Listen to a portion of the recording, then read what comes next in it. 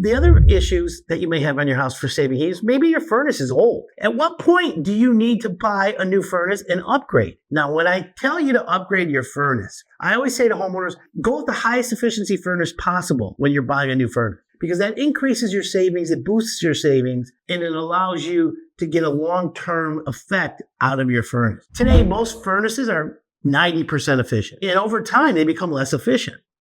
When you get a 96% furnace, it takes 96% of the gas that goes through it, it burns efficiently. There's 4% waste. The higher the efficiency, the better the furnace.